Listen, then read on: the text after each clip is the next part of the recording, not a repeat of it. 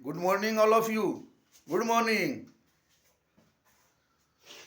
तो आइए आज हम जानेंगे ग्रामर के बारे में।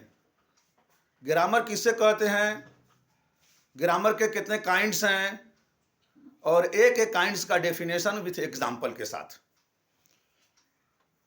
मैं आलम सर, ईएस एजुकेशन पॉइंट की तरफ से।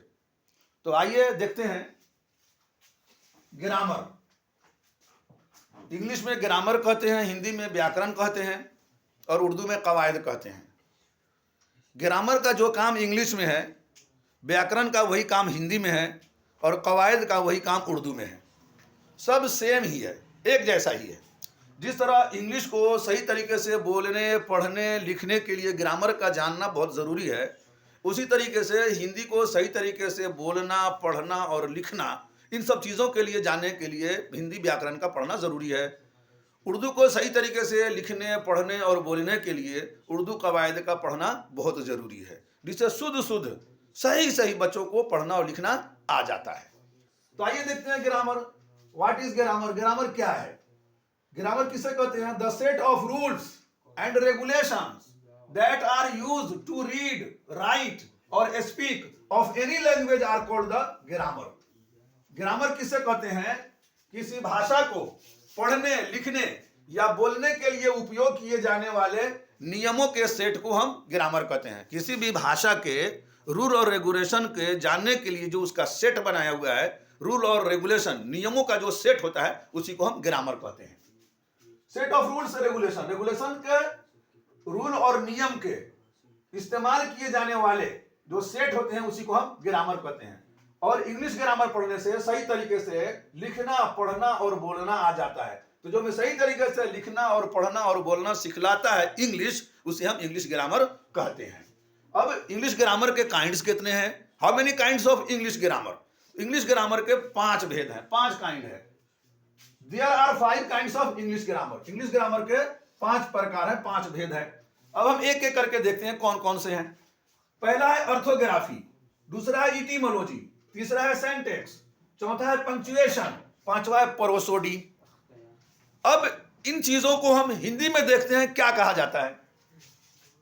ऑर्थोग्राफी, ऑर्थोग्राफी को बोलते हैं वर्ण विचार, ऑर्थोग्राफी को वर्ण विचार बोलते हैं। इटिमोलॉजी को शब्द विचार बोलते हैं और सिंटैक्स को वाक्य विचार बोलते हैं और प्रोसोडी को, पंक्चुएशन को हम चिन्ह विचार कहते हैं और प्रोसोडी को हम छंद विचार कहते हैं।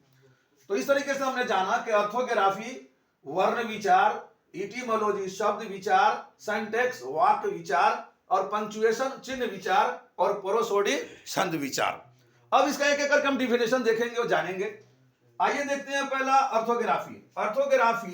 Orthography is a part of English grammar which we study about letters. Example A B C D.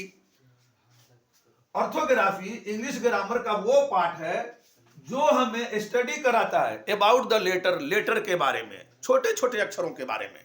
इसको हिंदी में यूं समझ लीजिए,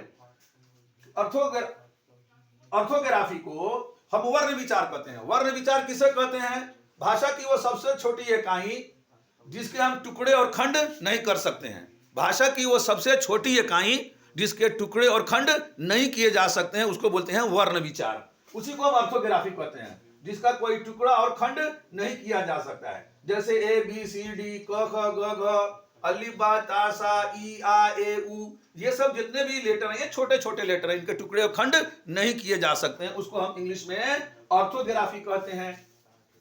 आगे ये देखते हैं इटिमोलॉजी। इटिमोलॉजी का मतलब होता है शब्द विचार। तो etymology is a part of English grammar. Etymology English grammar का वो पार्ट है which we study about word, जो हमें शब्द के बारे में जानकारी देता है। जो 2 अक्षरों या 2 से ज्यादा अक्षरों एक साथ अक्षर मिल जाता है, जिससे बनता है शब्द, जिससे 2 या 2 से अधिक लेटर मिल करके जो शब्द बनता है। और ऐसा शब्द जिसका कुछ मीनिंग हो, जिसका कुछ माना हो, मतलब हो, वैसे शब्द को हम क्या बोलते हैं? इटिमोलॉजी बोलते हैं। इटिमोलॉजी इंग्लिश ग्रामर का वो पार्ट है जो हमें वर्ड के बारे में जानकारी देता है। जैसे पेन, PEN, P क्या है? एक लेटर है। E क्या है? एक लेटर है। N क्या है? एक लेटर है। मिला दिया, 2 से ज्यादा अक्षर हो गया, 3 अक्षर, 3 लेटर हो गया, बन गया पेन। पेन से बात समझ में आ रही है? पेन वो चीज होता है जिसे हम लिखते हैं, लिखने वाली चीज को पेन कहते हैं। BOY, इसमें 3 लेटर है। बॉय कहने से पता चल रहा है लड़के का बोध हो रहा है। बुक, BOO के बुक, 4 लेटर है। बुक कहने से पता चल रहा है कि पढ़ने की किताब होती है। ये सब सारी चीजें हैं जिससे पता चलता हो, उसको हम क्या बोलते हैं? इटिमोलॉजी बोलते हैं। आगे तीसरा देखिए, सिंटैक्स। सिंटैक्स का मतलब होता है वाक्य विचार। वाक्य विचार किसे कहते हैं? कई शब्द, 2 या 2 से अधिक शब्द एक साथ आकर के मिल जाता है जिससे बन जाता है वाक्य।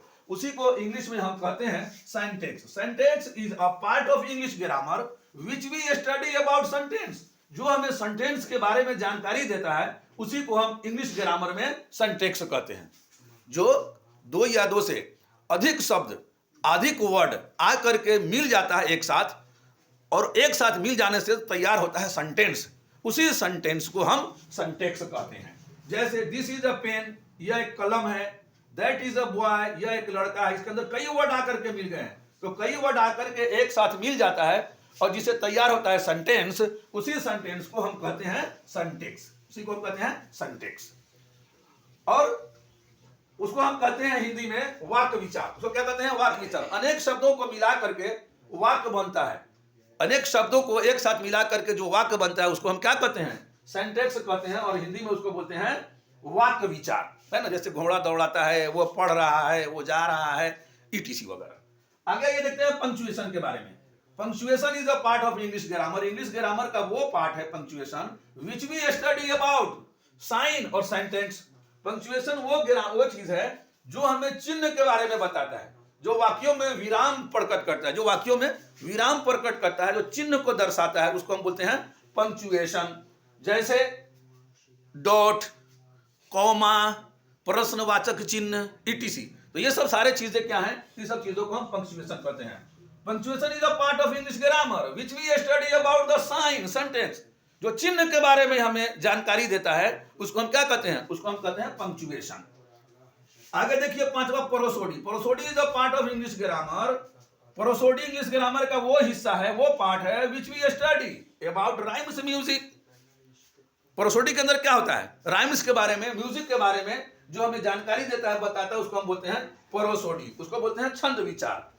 राइम्स वगैरह, म्यूजिक वगैरह जिस लय में, जिस तरीके से हम गाते हैं, उन सब सारे चीजों को हम छंद विचार कहते हैं। उसको इंग्लिश में कहते हैं प्रोसोडी।